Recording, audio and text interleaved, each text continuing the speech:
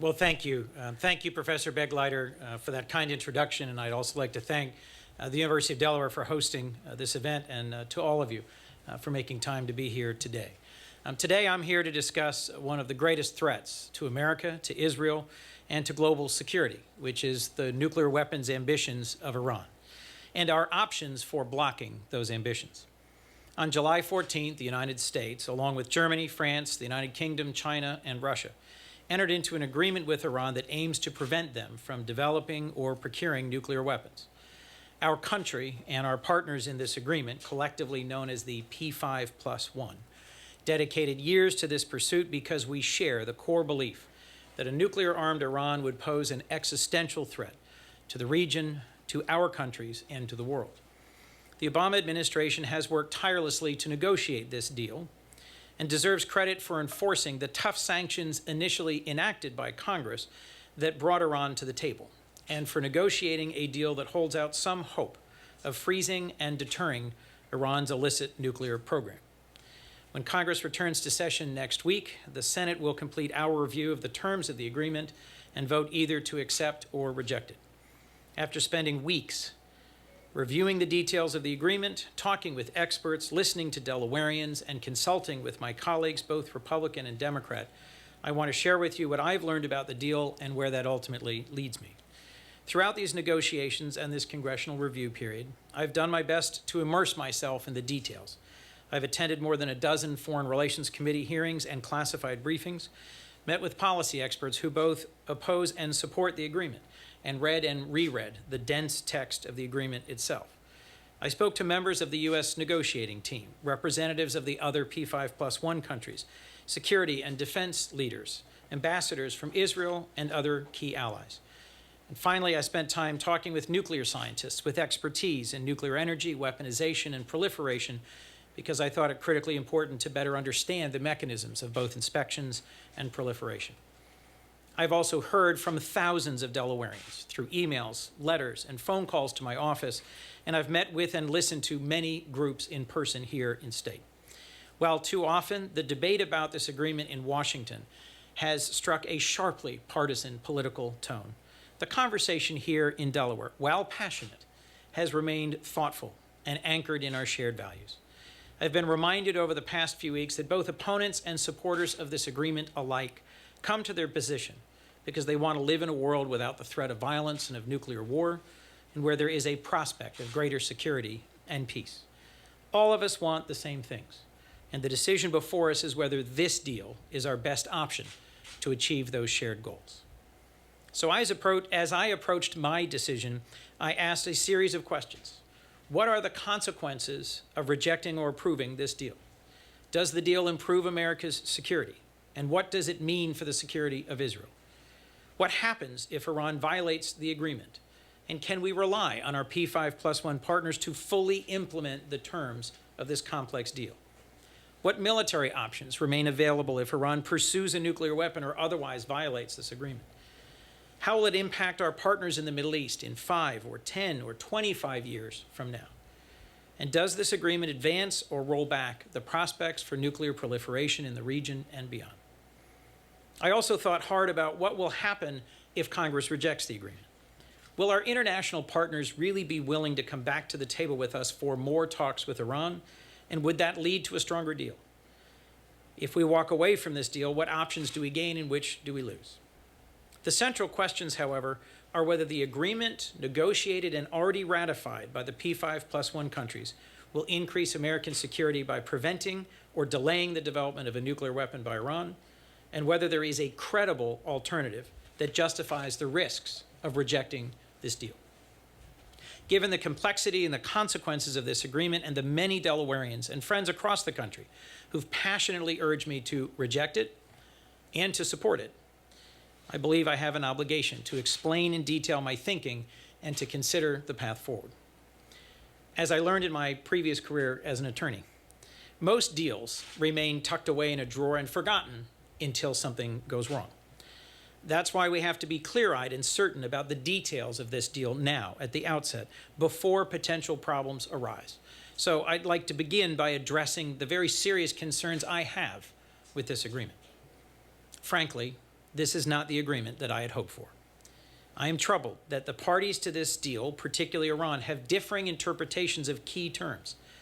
And I remain deeply concerned about our ability to hold Iran to the terms of this agreement as we understand them. Under this agreement, Iran retains a civilian nuclear enrichment program that grows steadily in scope over the years, and the hardened underground nuclear facility at Fordo continues to exist, filled with centrifuges, which, while sidelined from enrichment for 15 years, are not permanently shelved or destroyed.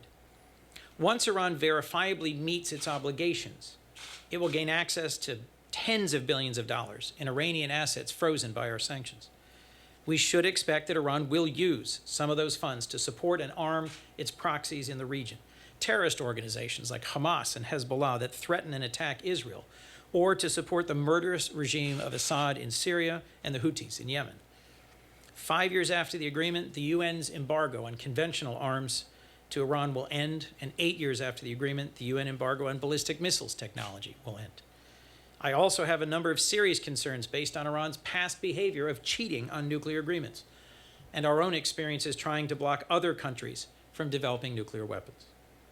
The Islamic Republic of Iran has long threatened the United States and Israel in both fiery, hateful speeches and in terrorist acts. And it continues to support terrorist groups today across the region. Even as the P5+1 representatives were meeting to finalize this agreement, Iran tried an American Washington Post reporter for spying, and other Americans remain jailed on trumped-up charges in a notorious Iranian prison. So let's be clear. No one could mistake Iran for a friend of the United States. One of the most important aspects of the agreement is the enforcement mechanisms, and here too, this is not the agreement I would have preferred. As I've said, we cannot trust the Iranians, and from the requirements and scope of snapping back sanctions to the timing and the mechanisms of inspections, I found several areas in the text where I would prefer the terms to be clearer or stronger. I also stand with my colleagues who've raised real questions about the details of the IAEA's agreement with Iran over the assessment of past nuclear weaponization activities at Parchin and the integrity of future inspections and enforcement as a result. I have deep concern about the scope and implications of Iran's permitted centrifuge development program after 10 years and its nuclear enrichment capacity after 15 years under this deal. Even if the Iranians comply in full with the letter and spirit of the agreement, a stronger, financially stable, and economically interconnected Iran will develop an expanded nuclear enrichment program after a decade, which, if it then chooses to violate the agreement, would allow it to quickly develop enough fissile material for many nuclear weapons. This agreement, at best, freezes Iran's nuclear enrichment program. It does not permanently dismantle or destroy it, as I had hoped. Beyond the terms of the agreement, opponents decry the singular focus of negotiations on the nuclear program to the exclusion of human rights issues and Iran's support for terrorism. And I share their frustration. Iran's record of arming terrorist organizations, imprisoning people of faith, accusing Americans of spying when visiting their family in Iran, and stifling all forms of civil society is well known and among the worst in the world. We cannot begin to consider a constructive dialogue with Iran until these issues are addressed. Frankly, I do not share the optimism of others who believe Iran is on the verge of opening to the West or becoming a moderating force in the region. While we can hope and should pray that someday the people of Iran will push their extreme leaders towards moderation, we cannot count on that happening, and we have to consider our path forward with a deserved and deep trust of Iran's intentions. So given all these concerns, I certainly understand why Delawareans would ask, how could I possibly not oppose this agreement?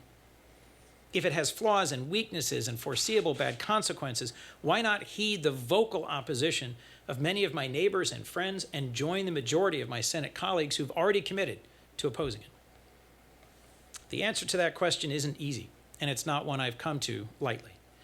If Congress rejects this agreement, removing the U.S. from the international P5+1 process, the path forward is even less clear than it is with the deal.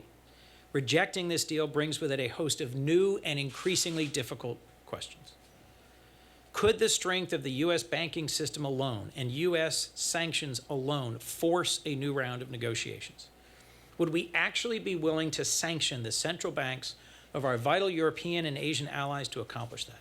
And would another round of negotiations produce a stronger result or merely additional years of uncertainty and instability? And would Iran, as some have suggested, race toward a nuclear weapon unrestrained by this agreement, or instead join with the remaining partners who've already ratified this deal to move ahead with implementing the agreement without the U.S., thus further marginalizing us? Since July, I've done my best to answer these questions as thoroughly as I can. And after talking with our allies who have already ratified the deal, I am deeply skeptical that renewed negotiations would be possible or that they would be likely to produce a stronger, more robust agreement that genuinely addresses my concerns. The factors that brought Iran to the negotiating table in the first place, sustained, tough, multilateral sanctions and international pressure, would be very difficult to reconstruct following a disapproval of this agreement by Congress.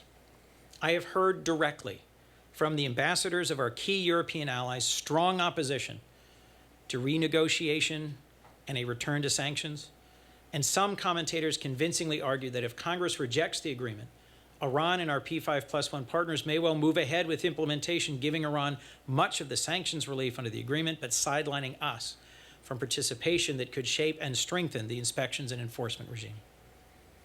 In addition, the most experienced enforcers of sanctions in our government and other outside experts, including former Federal Reserve Chair Paul Volcker and former Treasury Secretary Henry Paulson, agree and have also said that many of the other nations that were the largest customers for Iranian oil, China, Japan, India, South Korea, joined the international sanctions regime reluctantly and on the clear expectation that we would deliver a diplomatic resolution to halting Iran's nuclear program.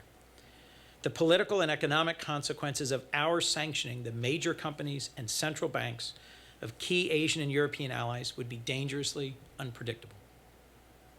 Last, as I understand the structure of the Iran Nuclear Agreement Review Act, disapproval of the agreement by Congress would block the president's ability to waive sanctions against Iran under the statutes that originally gave him that authority. Some commentators have convincingly argued that without that authority, the president would be even more unlikely to either coerce or entice Iran to return to negotiations. They argue that two other outcomes are much more likely: either implementation of the existing deal by Iran and our P5+1 partners and the weakening of our leadership role in the coalition against Iran, or the strengthening of conservatives, radicals in Iran opposed to the deal and determined to resume Iran's march towards a weapon. Ultimately, after consulting with a wide range of financial and policy experts, I'm convinced the potential turmoil for our key alliances in Europe and Asia and the uncertainty of the outcome of forcing our reluctant allies back to the table are not worth the uncertain possibility that we could secure a stronger deal. Thus, in a very hard choice between either rejecting the agreement and taking on the uncertainty of compelling a return to sanctions and negotiations, or a path that accepts the positives of this deal and attempts to manage and minimize the short and long-term consequences of its flaws, I choose the latter. I will support this agreement and vote against any measures to disapprove it in Congress. I will support this agreement because it puts us on a known path of limiting Iran's nuclear program for the next 15 years with the full support of the international community. The alternative to me is a scenario of uncertainty and likely isolation. Finally, I will support this agreement despite its flaws because it is the better strategy for the United States to lead a coalesced global community in containing the spread of nuclear weapons. I'm also convinced of the real benefits of greater access to Iran's nuclear sites and infrastructure that comes from fully implementing the JCPOA.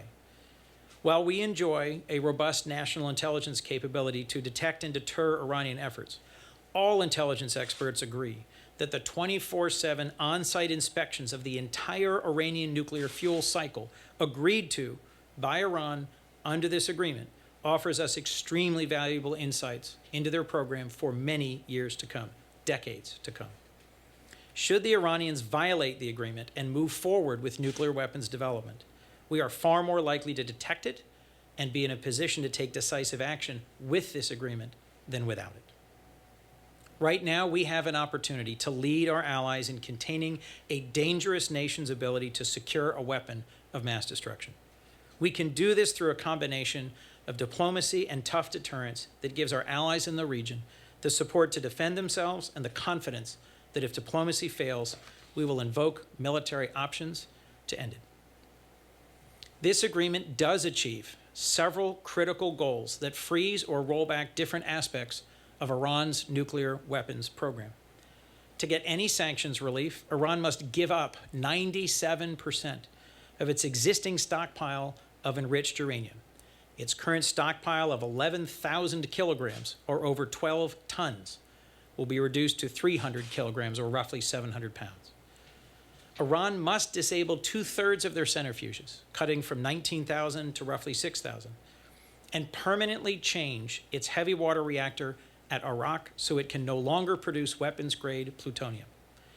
Iran has agreed to thorough, intrusive 24/7 inspections of all its known nuclear sites, all its uranium mines, mills, centrifuge production, and uranium enrichment facilities for 15 years and longer.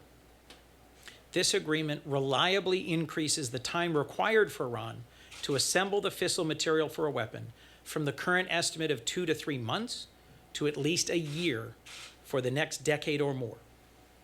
In combination, all these provisions significantly degrade Iran's ability to convert a nuclear energy program to a nuclear weapons program, and they significantly improve our ability to track any attempts to do so. What will we do if, or many would say when, we catch Iran cheating? First, the agreement ratified by the UN gives the United States the ability to not only reimpose our own sanctions, but to unilaterally reimpose the UN sanctions that in combination help bring Iran to the table in the first place. At the same time, U.S. military leaders confirm we remain capable of using military force effectively to prevent Iran from acquiring a nuclear weapon at any time. Our ability to succeed in the use of force would only improve through regular, on-the-ground inspections of nuclear facilities and the information we would gain. Our use of military action following violations by Iran is much more likely to have the support of our allies and our other P5+1 partners. So as someone who sees both the weaknesses and the strengths of this deal, I must look forward to what else it is we can do to strictly enforce it, to hold Iran accountable, and to protect our national security and the security of Israel. Clearly, congressional approval will not be the end of the process of deterring and containing Iran's nuclear weapons program, but rather a renewed beginning. Vigorous enforcement of this agreement is a process that everyone, the administration, Congress, the IAEA, our P5+1 partners, our allies in the region, and the UN, must engage in now and consistently over the long term. And I commit to help lead effective enforcement of this agreement and engagement to address the broader security concerns that Iran poses to the United States, to Israel, and our other allies. To that end, I've spoken directly with President Obama, Vice President Biden, and several high-ranking administration officials over the past 10 days to raise and address several specific concerns I have about this agreement. In a formal letter, I have called on the President and the administration to take additional steps to strengthen this agreement, and they have agreed to do that by, first, redoubling our efforts to maintain Israel's qualitative military edge through intelligence sharing, military operations, investment in missile defense programs, and access to the tools needed to maintain a credible conventional military deterrent to counter the very real threat Iran and its terrorist allies pose to the state of Israel. Second, by reconfirming the commitments made by our P5+1 allies in Europe related to the enforcement of sanctions, full implementation of the deal, and preservation of the military option should Iran violate the terms. Third, by certifying that the IAEA inspection process at Iran's military base at Parchin will not negatively impact the inspections regime or serve as a precedent in the future. Fourth, by committing to fully funding the IAEA and the Office of Foreign Asset Control, the branch of Treasury that is responsible for sanctions enforcement. Fifth, by sharing with Congress strategies to combat Iranian-supported terrorism and for ensuring the security of Israel and our partners in the region. And last, by explaining in detail the means by which the United States will deter Iran and hold it accountable for attacks by Iranian proxies against Israel and other American allies in the region. These concerns are not mine alone. Other members of Congress have worked with me on this, and outside experts have informed us.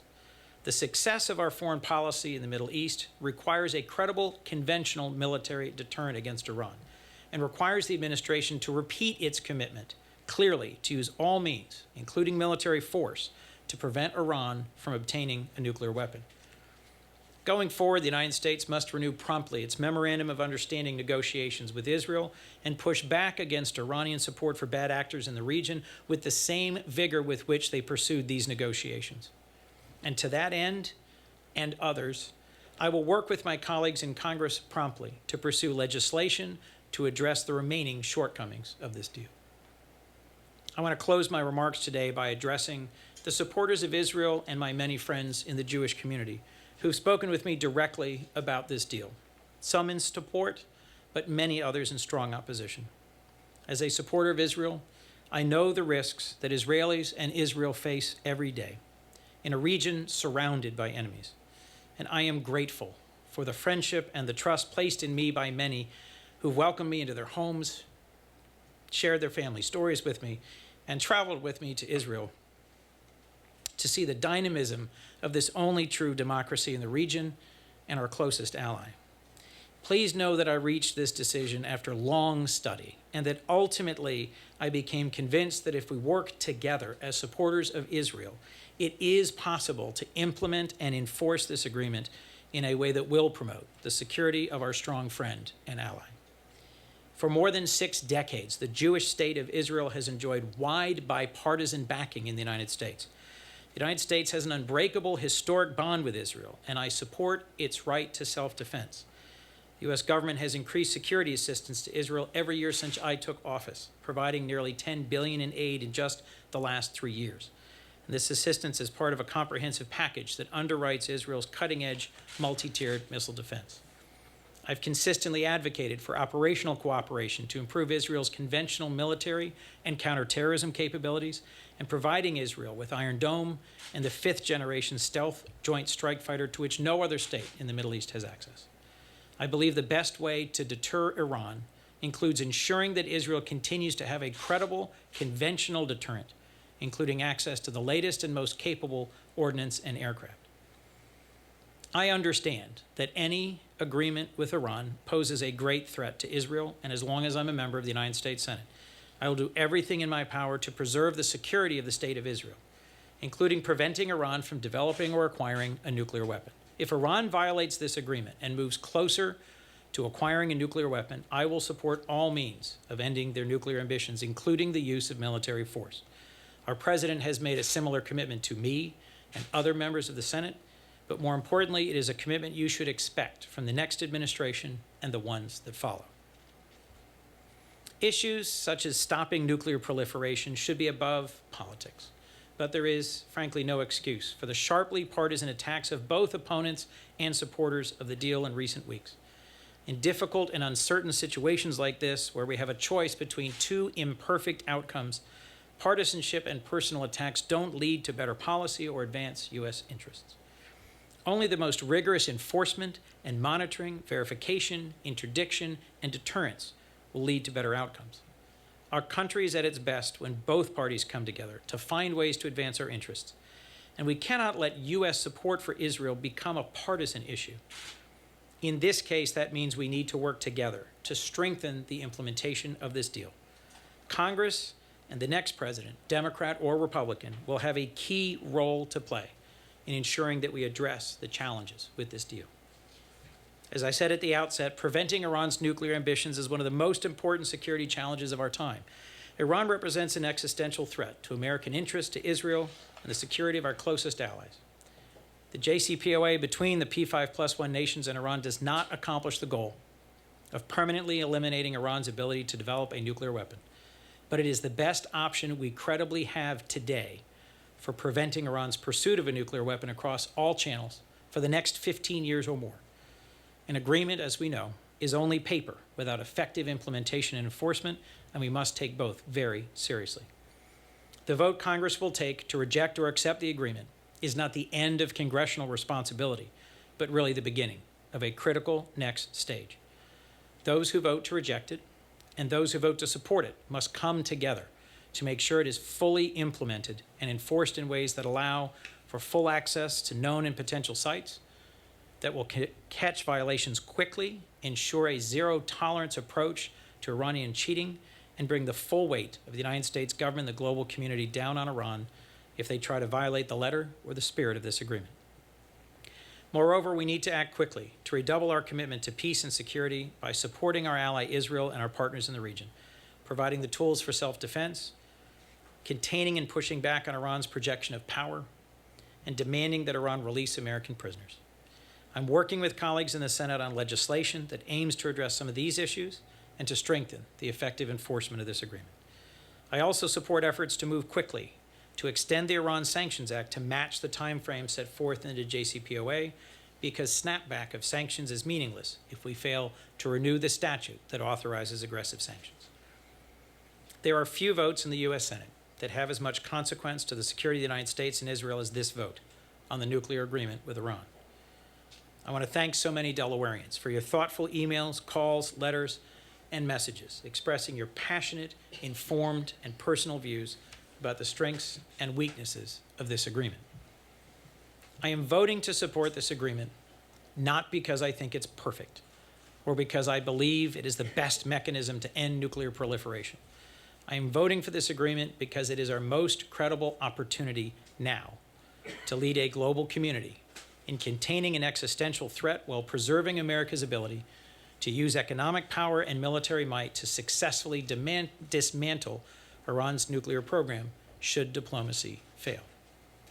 Scripture offers us many stories, from Genesis to Deuteronomy to Isaiah to the Gospels, in which we are encouraged to pursue peace and diplomacy first before resorting to conflict. My support of this agreement heeds that advice.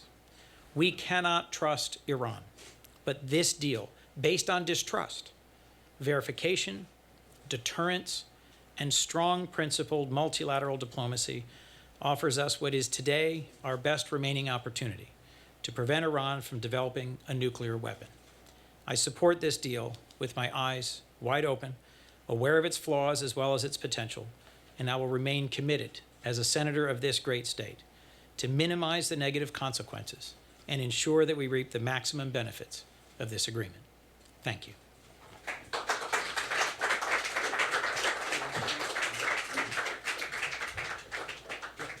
Thank you, everybody. We're going to open the floor to questions. If you could state your name and your outlet so Senator Coons can hear you and address you, that'd be great. Thank you. Ms. Jeff Feely. Jeff Feely, Bloomberg News. Senator, do you think the vote total is going to get to 41 at some point in the Senate? I think that'll be a very close call. I've spoken with, I believe, all of the undecided senators, and I know that, like me, they are very closely weighing the challenges, weaknesses, and flaws of this deal with the prospects and opportunities it presents. And I think this will be a very difficult decision for every one of the remaining undecided senators. So I think it would be difficult for me to predict exactly how many more may come out in opposition or support. I think we will continue to find out in the week ahead, and we ultimately will see in a vote in the Senate next week. Senator James Dawson from Delaware Public Media. I believe you previously called this, or likened it to a marriage based on distrust. Do you still think that? Yes, I think the metaphor I was citing was that as a transactional lawyer, my job was not to be the wedding day guy, but the divorce day guy, and to look ahead to how this agreement would be reviewed when everybody finally is no longer enamored with each other. Business deals are often struck in a moment of optimism, and this is all going to work out. But the lawyer's job is to look at the deal and say what's going to happen when it goes wrong. And the metaphor I suggested was, given our relations with Iran, which is still leading death to America, death to Israel marches in the streets of Tehran and denouncing our existence, it's like looking at a wedding day where one party says, I hate you and your family, and the other says, you've always cheated on me and I can't stand you. I mean, that's not a great environment in which to review an agreement. And so, as I hope I addressed today, understanding the complexities and challenges of this agreement, you have to assume distrust, and you have to assume a difficult environment in which to implement it. Senator Mike Opelka from the Blaze and Arden up the road. You mentioned your note to the President and the Vice President encouraging more support for Israel militarily, and you specifically said defense. Elsie Hastings, your colleague from Florida, said he would support the David Sling technology, the A3, and bunker busters, and he emphasized now. Do you delineate between offensive and defensive weapons? No, in my request for stronger, closer ties, I think it's important that we both strengthen Israel's defensive capabilities, but also continue to ensure that it has a credible, conventional deterrent capability against any emerging Iranian threat. Senator Coons, Francine Kiefer from the Christian Science Monitor. Could you explain, was there sort of an aha moment for you in this decision, or was it just kind of a long process? I will say this was a very long process. To this actual decision? What brought you to that? Well, I sort of worked from the text out. It's 159 pages. There's a series of classified annexes. We had a very long series of hearings, and I want to commend Chairman Corker and Ranking Member Cardin, the Republican and Democratic senators of the Foreign Relations Committee, for ensuring that we had access to every possible expert and advisor to get insight into not just the terms of the deal, but what it might mean. As I read through it, there was a whole series of terms that caused me concern. And then as I tried to work through them, getting access to nuclear experts, I gradually resolved most of my concerns or questions about the nuclear side of this deal. What is held out as the good side of this deal, reducing their stockpile of enriched uranium, for example, I think is fairly sound. The restructuring of the heavy water reactor at Iraq to end the plutonium pathway, I think is fairly sound. But these are not areas I know anything significantly about, and it took a great deal of time. So initially, I became reassured that what is good about this deal was good. But I also became concerned that what's difficult or weak or bad about this deal is bad. And so then moved towards an analysis of, is there a better alternative? Because I think I have a responsibility, if I vote against it, to have a better alternative. Other colleagues of mine don't have that view. They think our job is simply, is it good, is it bad, that's it, with no eye to the consequences. Having already been ratified by allies who will resist return to sanctions and return to negotiations, I think then, if there was an aha moment, it was sitting with the ambassadors from the UK and France and Germany and China and Russia and hearing their determination to support the deal and implement it and to refuse to go back to sanctions and negotiation. That was, for me, a very difficult moment, and then I spent time trying to confirm that. And then, frankly, the process of sending a letter to the president and saying, here's 7 remaining areas where I have genuine concerns, and trying to be reassured by a substantive and meaningful letter. I did not get that final letter back until today. So I would say I did not finish this draft or this speech finally until today. Senator, following up on Neil's with a roll call, following up on that, and I also want to ask you about the Vice President, but following up on that, does that mean that if this letter, this speech was already scheduled, so if this, Yes. if in fact that letter had not been received by whatever time it was received this morning before you came to that podium, were you going to have a different outcome, or were you going to still be tentative, or how, what happened if that letter didn't come? I spent time last night thinking about delaying the speech. I will tell you that the process there began with a very constructive and positive conversation with the Vice President about 10 days ago, I think, in which I went through a whole series of concerns and said, I'm just having difficulty getting reassurances, getting to the bottom of this, getting clarity on this. And we had what for me was a positive and substantive conversation about, we're already dealing with this, we've got commitments around that. Of course we would do this. And so as we talked about it over some period of time, and I talked with other leaders in the administration, Secretary Lew, the president himself, I came to realize that if I sent a letter, I was likely going to get public commitments back. And I know a number of other senators who are undecided have actively engaged in this process with me. And when Congressman Nadler of New York received a detailed and thorough letter from the president that addressed a number of troubling and unresolved issues, it seemed clear to me that this was a pathway that might help resolve some of my real concerns that in the absence of resolution would have led me to a no. Senator Coons, Jovina Yes. Portman, 47 ABC. You mentioned a lot of distrust with Iran. That's something that you've been very vocal about throughout this entire process. Senator Cardin actually mentioned that their population being 75 million, mean age being around 25, the majority of the people living there want a good relationship with the United States. Do you find that to be true, and was that at all a factor in your decision? I do. I'm willing to accept the idea that a significant number of Iranians may want out from under sanctions and want sanctions relief and may want a better relationship with the world.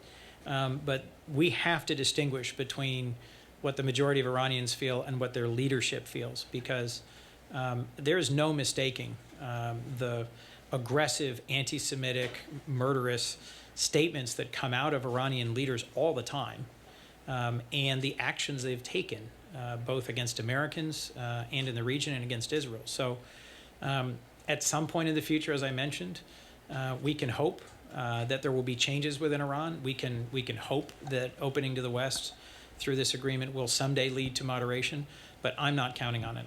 And I don't think we should count on it. In fact, I think we should assume, given their history of cheating on deals, given their history of actions currently in the region, I mean, they did not approach this negotiation saying, we are giving up all these behaviors. They have not committed to stopping supporting Hezbollah. They have not committed to stopping trying to destroy Israel. So they didn't commit to a change in behavior. So we shouldn't bank on it. We can hope for it. I do think that the Persian people have a rich and complex culture. I've met with a number of Iranian Delawareans. They prefer to be called Persian Delawareans typically, who have helped educate me about their culture. But we have to distinguish between the regime and its behavior and its intentions and what we can hope for from another country and its people. Senator Tom Lehman from WDEL. Is there any difficulty thinking about this deal when you're going to have another administration coming in soon, and the fact that some of the people who have already said their intentions for running for president have said that they have some really big concerns or opposition to this deal? Are you concerned at all going forward, at least from the American point of view? I do think that Congress has an important, a unique role to play in setting the table for how this agreement will be enforced. In my previous experience in the private sector, if I got a deal that I thought had flaws, and for whatever reason we weren't able to renegotiate it, how you actually live the deal in the first and second and third year can begin to address some of the terms that you aren't happy with. So a vigorous and aggressive enforcement with our P5+1 partners against any Iranian shaving or cheating or sliding on this deal in the first year or two will set the ground. And I think that will help influence how the next administration, Republican or Democrat, views it. It would cause some degree of chaos or disorder to have the next administration just walk away from the deal and reject it. So I think whoever the next president is will first engage in a period with our allies and with Congress in seeing whether we can address the challenges in the deal. But we have to be clear-eyed, all of us. Most of the candidates in the Republican Party are vigorously opposed to this deal. And things would have to change significantly, I think, for most of my colleagues. I mean, I serve with Senator Rubio, Senator Paul, with Senator Cruz, and I can't imagine their opposition to this deal weakening. Senator John Starkey at the News Journal. Can you say more about how important the Vice President was to this process? And building on the presidential question, do you think he should run for president? Would you support Joe Biden campaign? I would support Joe Biden as a candidate for president. I think there is no stronger voice for America's middle class, and I think his seasoned and senior record in national security and foreign policy is unmatched. But I also think that he deserves the time and the space to reach the decision that's really best for him and for his family. The Vice President has been very respectful of my role as a senator and has been clear repeatedly that my decisions are mine and mine alone. He was very helpful in providing advice and in making sure I got access and answers in areas where I was troubled and where I felt there was some dissonance or there weren't the kinds of concise and clear answers that I wanted to put my heart at rest on a variety of difficult technical or political issues. So the Vice President, whom I trust on these issues and who I think has been an unshakable friend of Israel for his entire political career, I relied on his guidance on to whom I should go in the administration and how to get these questions resolved. But my vote is my vote, and I'm responsible for it. I'm grateful for his engagement, but at the end of the day, I am accountable and responsible for the votes I cast. Show of hands, how many more questions do we have? Any other? Was that it? Thank you very much for your time. Thank you very much.